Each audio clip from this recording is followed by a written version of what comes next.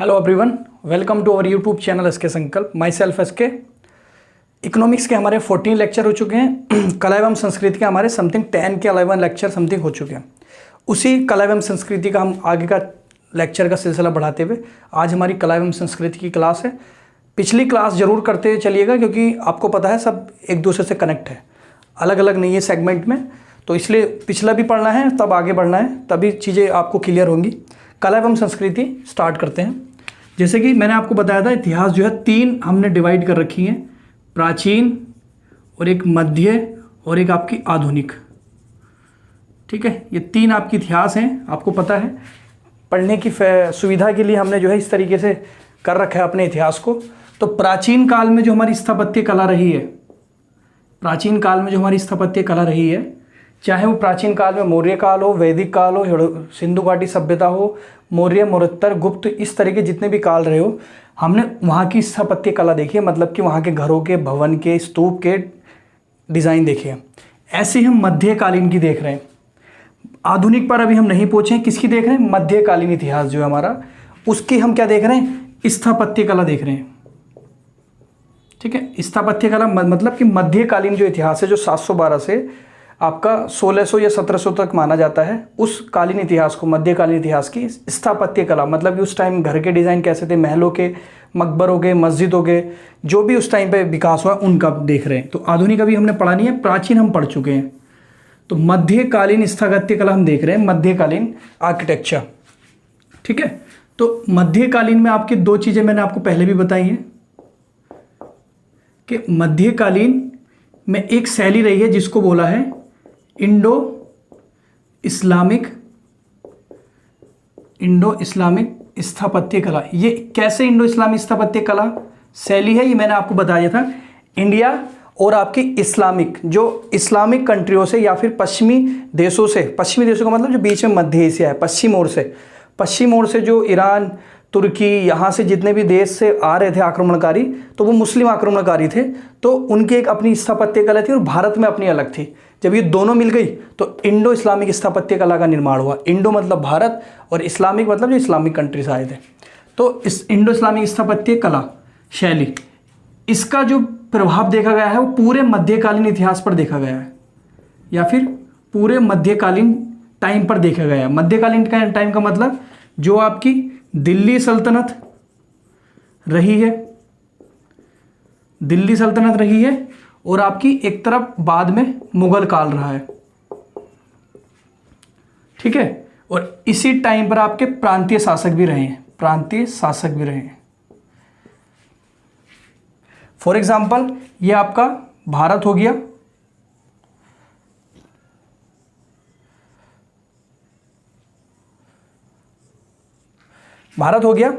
एक टाइम पर जो है इस पर दिल्ली सल्तनत का शासन रहा है। उसके बाद एक टाइम बाद 1526, मतलब कि 1200 से आपका 1526 तक, 1206 से 1526 तक इनका रहा है। फिर उसके बाद 1526 से इसके बाद जो है 1707 तक लगभग मजबूती के साथ मुगल काल का रहा है। उसके बाद भी रहा हालांकि 1857 तक, लेकिन मजबूती के साथ 1707 तक ही रहा है। तो इतने टाइम तक इनका शासन रहा है और इतने टाइम का इतने शासन रहा है। और प्रांतीय शासक जो थे, प्रांत का मतलब जैसे कि जौनपुर एक प्रांत है, इसी के अंदर बंगाल एक प्रांत था। ठीक है, मालवा एक क्षेत्र था। इसी तरीके से आपका लास्ट दक्षिण भारत में बीजापुर है। तो जो प्रांत थे, उन प्रांत के अंदर भी एक शैली का विकास हुआ है। लेकिन भले ही ये शैली हो, ये सल्तनत हो, ये वाले शासक हो, ये वाले शासक हो, कोई से भी शासक हो, उस पर इंडो इस्लामिक स्थापत्य कला का क्या देखा गया है? प्रभाव देखा गया है। इंडो इस्लामिक स्थापत्य कला का इफेक्ट देखा गया। अब इसके शासकों ने भी अपनी अपनी स्थापत्य कला का विकास भी किया है, या फिर अपनी अपनी स्थापत्य कला भी है, लेकिन प्रभाव किसका है उसके ऊपर? मोटे तौर पर इंडो इस्लामिक स्थापत्य कला का। इन्होंने अपने बनाए हैं, इनके अपने हैं। जैसे फॉर एग्जाम्पल आपको मैंने बता दिया है, दिल्ली सल्तनत में जो वंश है आपके जितने भी है, GKTSL, जी मतलब गुलाम वंश, खिलजी वंश, तुगलक वंश, सैयद वंश, लोधी वंश, उनकी मैंने आपको बता दी है कि उनकी विशेषताएं क्या रही हैं। अब हम प्रांतीय शासक देखेंगे। प्रांतीय शासक की कौन सी शैली? प्रांतीय शैली। दिल्ली सल्तनत की एक शैली थी जिसका नाम था साम्राज्यिक शैली। कौन सी शैली थी? साम्राज्यिक शैली। ऐसी आपकी प्रांतीय शासकों की क्या होगी? प्रांतीय शैली होगी। प्रांतीय शासकों की प्रांतीय शैली। दिल्ली सल्तनत जो है उसके शासक जो थे साम्राज्य संभाल रखा था उन्होंने, तो उनकी साम्राज्यिक शैली। इसी तरीके से इनकी निकल कर आएगी आगे मुगल शैली। लेकिन भले ही चाहे मुगल शैली हो, चाहे प्रांतीय शैली हो, चाहे साम्राज्यिक शैली हो, तीनों पर इफेक्ट किसका पड़ेगा? इंडो इस्लामिक स्थापत्य का लगा। लेकिन अपने पर्सनल लेवल पर ये अपनी रुचि अनुसार, चाहे इसके शासक हो, चाहे इसके शासक हो, चाहे इसके शासक हो, अपनी रुचि अनुसार कुछ ना कुछ चेंज बदलाव करते रहेंगे, वो उनकी रुचि है। बाकी मोटे तौर पर इसका प्रभाव रहेगा। इसका हम देख चुके हैं, इसका आप देखेंगे। तो ये मत समझना कि 1206 के बाद 1526 तक इसका हुआ, फिर अब इसका नंबर आएगा 1526 से। नहीं, जब इसका हो रहा था दिल्ली में, दिल्ली के आसपास के क्षेत्रों में, तब ये प्रांतीय शासक भी अपना कहीं ना कहीं, जैसे बंगाल में भी कर रहे होंगे, उसी के पैरेलल, इसी डेट में, ये नहीं कि ये कर रहे तो कोई और नहीं, प्रांतीय शासक भी अपना जो है शैली का विकास कर रहे थे। तो उसी टाइम पर जो 1206 के बाद 1200, 1300, 1400, 1500 के टाइम पर और भी शैली बनी, जिनको प्रांत लेवल पर जो है प्रांतीय शासकों के द्वारा लाया गया उसमें प्रकाश में। तो आपकी प्रांतीय शैली प्रांतीय शासकों के द्वारा। तो आज हम यही पढ़ेंगे, ये हम पढ़ चुके हैं। नेक्स्ट हमारा मुगल काल आएगा, उसकी शैली पढ़ेंगे।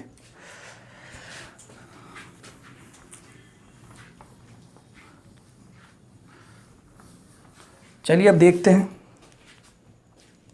तो आपकी जो है प्रांतीय शैली देखना स्टार्ट करते हैं हम। प्रांतीय शैली सबसे पहली हम देखेंगे आपकी बंगाल शैली। सबसे पहले देखेंगे हम बंगाल शैली। ठीक है, बताने की जरूरत ही नहीं है। ये यहाँ का क्षेत्र जो है, तो आपकी बंगाल शैली देखेंगे। तो बंगाल शैली जो है, वहाँ के शासकों ने इसको जो है प्रकाश में लेकर आए थे। इसके कुछ पॉइंट है। इस शैली में जो है आपके ईंट एवं काले संगमरमर पत्थर का प्रयोग होता था। ठीक है, पॉइंट पूरा लिखना आप। क्या बोला मैंने बोला आपको बंगाल शैली में ईंट एवं काले संगमरमर पत्थर का प्रयोग होता था। ये एक पॉइंट है बंगाल शैली का, मैं बता रहा हूँ। ऊपरी तौर पर इंडो इस्लामिक स्थापत्य का लगा प्रभाव देखा गया है, लेकिन इसको वहाँ के लिए बंगाल शैली बोलते हैं, क्योंकि बंगाल के क्षेत्र में विकसित थी। यहाँ पर आपकी जो मस्जिद देखी गई, मस्जिद का जो निर्माण हुआ यहाँ पर, उसमें आपकी वो ढलुआ बंगला छतें, ढलुआ बंगला छतों का प्रयोग हुआ था। बंगला छतों का प्रयोग क्या मतलब है इसका? इसका मतलब ये है कि इस शैली में जो छतें बनी होती थी, वो छतें तो ये हो गई आपकी लो, और ये जो होती थी खुली होती थी, खुली। ठीक है, खुली होती थी छतें। जो आसपास का जो क्षेत्र था नीचे का इसके, वो खुला होता था। तो बंगला छतों का प्रयोग, तो बंगाल में उस टाइम पे जो छतें होती थी, उनके नीचे का जो बरामदा होता था वो खुला होता था, बंद नहीं होता था। क्या नहीं होता था? बंद नहीं होता था। जैसे चारों दीवारें आजकल हम बंद कर देते हैं, उस टाइम पर ऐसा नहीं था। बस 2 पॉइंट आपको ध्यान रखने। बंगाल शैली के ईंट एवं काले संगमरमर पत्थर का प्रयोग होता था, और ढलुआ बंगला छतों का प्रयोग होता था। ठीक है, बंगला छत का मतलब छतें खुली होती थी, छत होती थी, फिर नीचे का क्षेत्र जो है खुला होता था। बंगाल शैली इतनी है आपकी। अगली शैली देखेंगे हम, जौनपुर शैली। कौन सी शैली देखेंगे? जौनपुर शैली। यूपी में पड़ता है जौनपुर आपका।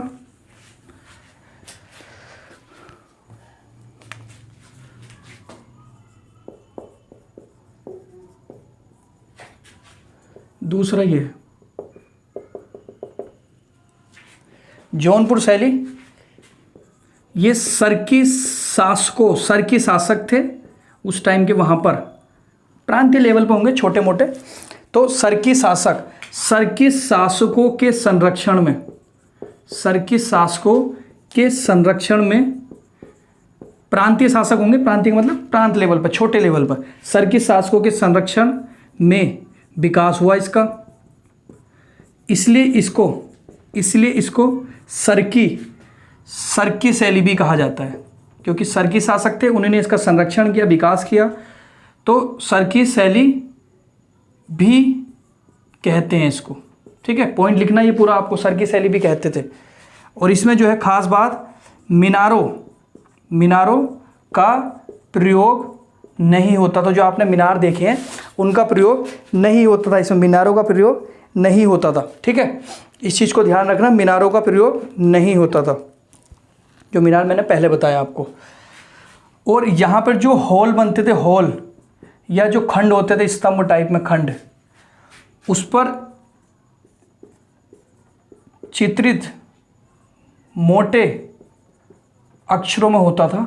मोटे अक्षरों में, मोटे अक्षरों का मतलब मजबूती के साथ लिखाई होती थी। जो आपके हॉल बने हुए होते थे, जो खंड होता था, उन पर जो लिखा हुआ होता था, लिखने के जो चित्र होते थे वो बहुत कठोर या सशक्त, मोटे, मजबूत एक तरीके से होते थे। फिर मैं आपसे कहूँगा सर्की शासकों के संरक्षण में, इसलिए इसको सर्की शैली भी कहा जाता था। मीनारों का प्रयोग नहीं होता था। एक खास बात, जो हॉल क्षेत्र जो होते थे, जो खंड होते थे बने हुए हॉल वगैरह, उनमें जो लिखावट होती थी, लिखावट वो बहुत ही सशक्त होती थी, मोटे अक्षरों में लिखी हुई होती थी, चित्रकारी, चित्रित जो होते थे उसमें। ठीक है, मोटे अक्षरों में मजबूती के साथ लिखे होते थे। इतना ही है इसमें भी जौनपुर शैली में। अगली देखेंगे आपकी मालवा शैली। अगली देखेंगे आपकी मालवा शैली। मालवा का जो क्षेत्र है आपका मध्य प्रदेश और राजस्थान की सीमा पर है। मालवा शैली, तीसरा पॉइंट, मालवा शैली। ठीक है, कौन सी शैली? मालवा। तो इस टाइम पर दो नगर पाए जाते थे, इस टाइम पर दो नगर पाए जाते थे, धार और मांडू। धार और मांडू, ठीक है, दो नगर, धार और मांडू, दो नगर पाए जाते थे इस शैली में। कौन सी शैली में? मांडवा शैली में, मालवा शैली में, सॉरी, दो नगर पाए जाते थे, धार और मांडू नगर। और इसके नगर के अंदर, नगर तो बड़ी चीज़ हो गई, इसके अंदर भवन होते थे बने हुए, भवन बने होते थे इसके अंदर। तो वो भवन जो बने होते थे किस शैली से बने होते थे? आपके मालवा शैली से। तो मांडू और आपके धार जो नगर थे ये भी आपके मालवा शैली से बने हुए थे, और आपका भवन जो बने होते थे वो भी किस शैली से बने हुए थे? वो आपको दिख रहा होगा, मालवा शैली से बने होते थे। तो वो भवन जो मालवा शैली से बने होते थे, मालवा शैली है क्या इसको जान लेते हैं। ठीक है, मालवा शैली है क्या इसको जान लेते हैं।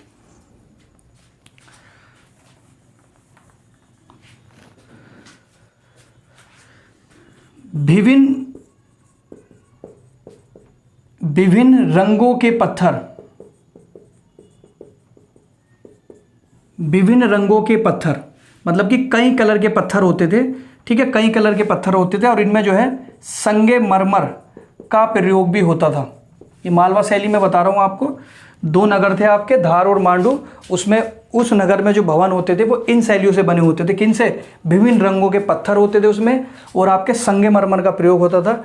और मीनारों का प्रयोग नहीं होता था। आपको क्या लिखना है? मीनारों का प्रयोग नहीं होता था। ठीक है, मीनारों का प्रयोग नहीं होता था। मेहराब एवं स्तंभ, ये पॉइंट भी लिखना आगे। जो मेहराब बने हुए होते थे, मेहराब जो मैंने आपको पहले भी बताया है। मीनार तो आप लोगों को पता ही है, ऐसे बना लेना कुछ, और मेहराब, ठीक है, स्तंभ आपके ये स्तंभ। तो मेहराब और स्तंभ जो होते थे ये आपके क्या होते थे? अलंकृत होते थे। अलंकृत का मतलब सजे हुए होते थे। अलंकृत का मतलब सजे हुए होते थे। और ये खास बात जो है इसमें सबसे ज़्यादा, इनके भवनों में विशालकाय खिड़की लगी होती थी। विशालकाय खिड़की का मतलब बड़ी बड़ी खिड़की, बहुत बड़ी बड़ी खिड़की। विशालकाय खिड़की लगी होती। तो फिर से एक बार समझ लीजिएगा, मालवा शैली जो थी आपकी, मालवा शैली, विभिन्न दो नगर होते थे उसमें, धार और मांडू, और उन नगरों में कुछ भवन बसे हुए थे। उन भवनों के जो निर्माण थे वो मालवा शैली से थे। मालवा शैली का मतलब विभिन्न रंगों के पत्थर होते थे उसमें, संगमरमर का प्रयोग होता था, मीनारों का उपयोग नहीं होता था, मेहराब और स्तंभ जो बने होते थे वो अलंकृत होते थे, सजे हुए होते थे मतलब, और भवनों में विशालकाय खिड़की का प्रयोग होता था। भवनों में विशालकाय खिड़की का मतलब बड़ी बड़ी खिड़कियाँ होती थी, बड़ी विशाल। और ये थोड़ा बहुत इसका इफेक्ट जो देखा जाता है वो यूरोपीय के आगमन से भी देखा जाता है। यूरोपीय का आगमन का मतलब जो यूरोप से जो कंट्रियाँ जो आई थी, जैसे कि पुर्तगाल, अंग्रेज और आपके डेनिश और फ्रांसीसी वगैरह, तो ये जो आए थे, इनके भवनों में भी जो है बड़ी बड़ी विशालकाय खिड़कियाँ होती थी, तो थोड़ा बहुत इम्पैक्ट उसका देखा गया है इस शैली पर। ठीक है, यूरोपियों का, ऐसा मान सकते हैं आप। तो मालवा शैली हो चुकी है आपकी, जौनपुर शैली हो चुकी है, और आपकी बंगाल शैली हो चुकी है। अब जो देखेंगे आप पठान शैली देखेंगे। कौन सी शैली? पठान शैली।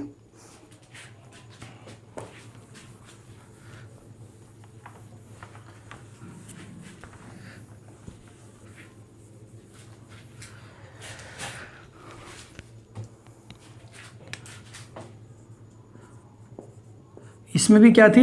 विशाल काय, वही सेम है, विशाल काय खिड़की होती थी। क्यों होती होगी खिड़की? हवा आने के लिए, ठीक है, जिससे कि अंदर का वेदर जो है, अंदर का जो क्लाइमेट है, जो अंदर का मौसम है, वो कैसा रहे? ठंडा रहे। तो विशाल काय खिड़की। और आपका इसी तरीके से जल भंडारण हेतु, इस शैली में घरों में जलाशय का निर्माण भी होता था। जलाशय का मतलब वही छोटे छोटे स्विमिंग पूल, तालाब वगैरह। तो ये आपको ध्यान रखना है। इस शैली में, पठान शैली में जल भंडारण, जल भंडारण का मतलब जल को इकट्ठा करने के लिए, ठीक है, जल को इकट्ठा करने के लिए। और इस शैली में जो मंडप बनते थे, मंडप धनुषाकार बनते थे, धनुषाकार। मंडप का मतलब वही आपका कोई क्षेत्र होगा छोटा मोटा, जहाँ पे जो है हवादार जो है एक छत बनाई जाती थी। जैसे फॉर एग्जांपल आपका ये मंडप है, ये आपका, चलो मैंने मंडप मान लिया। मंडप का मतलब ये मत समझ लेना कि जहाँ पे वही शादी होती है इस तरीके से, ऐसा कुछ नहीं है। तो मंडप आपका ये हो गया, लेकिन इसके ऊपर जो है धनुषाकार, ये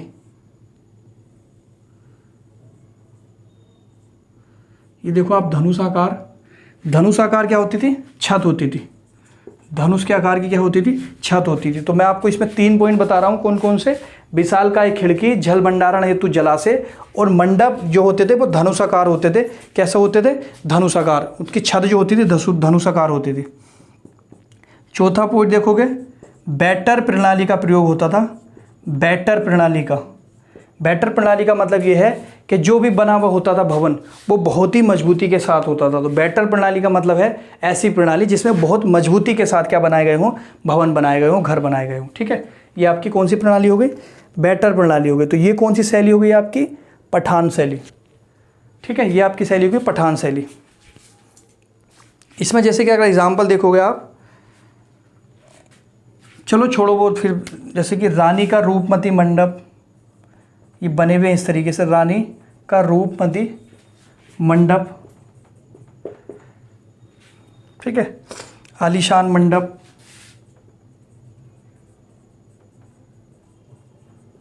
ये कुछ एग्जाम्पल हैं। प्रांतीय शैली के बाद जो देखेंगे हम, प्रांतीय शैली के बाद जो देखेंगे हम, वो देखेंगे आपकी बीजापुर शैली। कौन सी शैली? बीजापुर शैली। बीजापुर शैली, ये भी दक्षिण भारत में थी आपकी, बीजापुर जो है। तो बीजापुर शैली का मतलब वहाँ पे जो शासक थे, आदिल नाम का सुना होगा, हिस्ट्री पढ़ी होगी मिडिवल। तो आदिल शाह नाम का एक शासक था फेमस बीजापुर में। आदिल शाह के संरक्षण में, आदिल शाह के संरक्षण में इस शैली का विकास हुआ। आदिल शाह के संरक्षण में इस शैली का विकास हुआ। कौन सी शैली का? आपका बीजापुर शैली का। बहुत ज़्यादा महत्वपूर्ण है, बहुत ज़्यादा महत्वपूर्ण है। दूसरा पॉइंट लिखेंगे आप, इस टाइम पर जो है मकबरे मस्जिद, मकबरे मस्जिद का निर्माण हुआ। मकबरे मस्जिद का निर्माण हुआ। तीसरा पॉइंट लिखना है इसमें, कार्निस, कार्निस का उपयोग होता था इस टाइम पर। कार्निस का उपयोग, कार्निस का उपयोग का मतलब जैसे कि आजकल आप देखे होंगे, आप जो घर होते हैं, थोड़ा बहुत जब घर बनाते हैं तो कुछ छज्जे निकालते हैं बाहर। वो छज्जे क्यों निकालते हैं? डिज़ाइन देने के लिए, घर के नए नए डिज़ाइन जो निकालते हैं बाहर, तो वो कार्निस बोलते हैं उसको। कोना जो निकला होता था, कार्निस मतलब कोना जो निकालते थे, किसका? घर का। तो कोना निकालते थे डिज़ाइन के लिए, तो वो आपका कार्निस का उपयोग उस टाइम पर भी होता था। और इसी टाइम पर आपके जो देखे गए बल्बनुमा, बल्बनुमा गुंबद देखे गए। बल्बनुमा गुंबद, बल्बनुमा गुंबद का मतलब ये थोड़ा सा इस तरीके से, ये छोटे छोटे जो हैं बल्बनुमा गुंबद देखे गए। और एक और पॉइंट, 3 अग्रभाग मेहराब, 3 अग्रभाग मेहराब भी देखे गए। जैसे ये आपका जो है गुंबदनुमा छत हो गई, तो इस गुंबदनुमा छत के आगे इस तरीके से और इधर और ये, अगर आप थोड़ा सोच पा रहे हो, ये घर है, ठीक है, ये छत है, इस छत के ऊपर ये इस तरीके से यहाँ पे खड़े होते थे, अगर सोच पा रहे हो। और ऊपर जो है गुंबदनुमा, वो गुंबद जो है इसके ऊपर भी होगा, इसके ऊपर भी होगा और इसके ऊपर भी होगा, जो बल्बनुमा गुंबद था। तो मेहराब होते थे आपके 3 अग्रभाग, 3 आगे की तरफ जो भाग निकले होते थे इस तरीके से गोल। तो इधर की तरफ भी एक फेस है, इधर की तरफ भी एक फेस है और इधर की तरफ एक फेस है। देख रहे होंगे ना, जो गुंबदनुमा जो ऐसे मेहराब बने होते थे और उसके ऊपर एक छत होती थी, ठीक है। तो आपको ये पॉइंट ध्यान रखने, बीजापुर शैली में आदिल शाह के संरक्षण में इस शैली का विकास हुआ, मकबरे मस्जिदों का निर्माण हुआ था, कार्निस का उपयोग, कोने निकले होते थे डिज़ाइन वाले, बल्बनुमा गुंबद और आपका 3 अग्रभाग मेहराब, 1 2 3। इसको 3D में अगर इमेज करोगे तो एक इधर है, एक इधर है और एक इसका इधर है, ठीक है। तो ये आपका 3 अग्रभाग वाले मेहराब उस टाइम के शैली के विकास है, मतलब कि उस टाइम पे भवन ऐसे बनते थे। तो ये आपको, जैसे कि आपने सुना होगा, सॉरी, बीजापुर में अगर सुना नहीं है तो गोल गुंबज सुना होगा आपने, गोल गुंबज, गोल गुंबज बीजापुर में फेमस है, गोल गुंबज, जो इन्हीं शैलियों का जो है एग्जाम्पल है। तो आपने जो है आज देख ली प्रांतीय शैलियाँ। प्रांतीय शैली में जो आपने देखी है वो देखिए, बंगाल शैली, जौनपुर शैली, मालवा राजस्थान और MP के बॉर्डर पर मालवा शैली, पठान शैली और आपका ये बीजापुर शैली। तो ये 5 शैली देख ली है और 5 शैली की अलग अलग मैंने विशेषताएं जो छोटी छोटी हैं वो बता दी हैं, क्या क्या विशेषताएं हैं। कुछ अगर रह गया हो कमेंट सेक्शन में प्लीज़ बता देना कि ये रह गया सर, या ये समझ नहीं आया, तो बता सकते हैं आप, कोई दिक्कत नहीं है। बाकी ये बहुत सिंपल वे है, इसमें कुछ ऐसी टेक्निकल चीज़ नहीं है कि इस पर बहुत ज़्यादा एफर्ट लगाया जाए। इकोनॉमिक्स पे एफर्ट लगाया जाएगा, वो जो आपको समझ में नहीं आएगी उस पर बहुत मेहनत की जाएगी, उसमें आप निश्चिंत रहिएगा आपको समझाने के लिए। इसमें कुछ ऐसा नहीं है, एक शैली है उसके पॉइंट है, एक शैली है और उसके पॉइंट है, बाकी और कुछ नहीं है। आपने इस मध्यकालीन इतिहास में दिल्ली सल्तनत की देख ली है, पूरे साम्राज्यिक शैली, जो छोटे छोटे प्रांत थे उनकी जो पर्टिकुलर शैली है वो आपने आज देख ली है। अब आपका आता है मुगल काल, तो मुगल काल की कुछ शैली देखेंगे जो आपके अकबर, औरंगजेब, जहांगीर, शाहजहाँ, हुमायूं, बाबर, इन्होंने जो अपने अपने टाइम पर थोड़ा बहुत जो विकास किया है, तो वो देखेंगे अगले लेक्चर में। आज के लिए इतना ही रखते हैं और थैंक यू सो मच।